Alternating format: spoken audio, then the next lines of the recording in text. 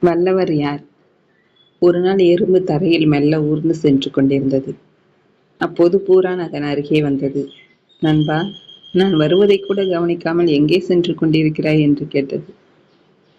எறும்பு, பூரான் நண்பா, உன்னை கவனித்துக் கொண்டிருந்தால் என் கடமையை நான் சரிவர செய்ய முடியாதே என்று சொன்னது.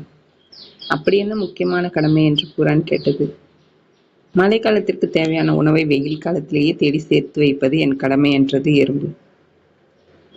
உன்னிடம் பேசிக் கொண்டிருந்தால் என் கடமையை செய்ய முடியாது என்று கூறி எறும்பு சென்று விட்டது. பூரானுக்கு எறும்பின் மேல் வருத்தம். அதனால் எறும்பை மட்டம் தட்டியே தீர வேண்டும் என்று நினைத்துக் கொண்டது.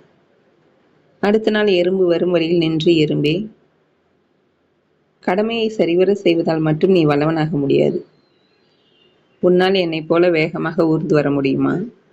அப்படி வந்தால் நீ என்னை விட வல்லவன் என்று ஒத்துக்கொள்கிறேன் என்றது. அதற்கு எறும்பு மிக அமைதியுடன், பூரானே, உன்னளவுக்கு வேகமாக என்னால் ஊற முடியாது. அந்த தைரியத்தில் நீ பேசுகிறாய். ஆனால் நான் செய்யும் சில காரியங்களை உன்னாலும் செய்ய முடியாது. அதனால் யார் வலியவன் என்ற பரீட்சை எல்லாம் வேண்டாம் என்று திரும்பவும் கூறியது. பூரானோ, அப்படி என்ன சாகசத்தை நீ செய்வாய் என்று கேட்டது.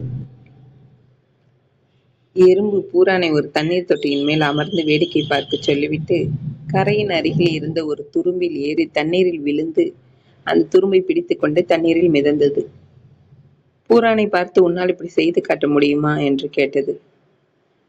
பூரான் அப்போதுதான் தனது தவறினை உணர்ந்தது. பின்பு பூரான் எறும்பியுடன் மன்னிப்பு கேட்டு சிறந்த நண்பனாக திகழ்ந்து வந்தது. நீதி. எல்லோருக்கும் சில வல்லமைகளும் சில இயலாமைகளும் இயற்கையிலேயே உண்டு. நன்றி.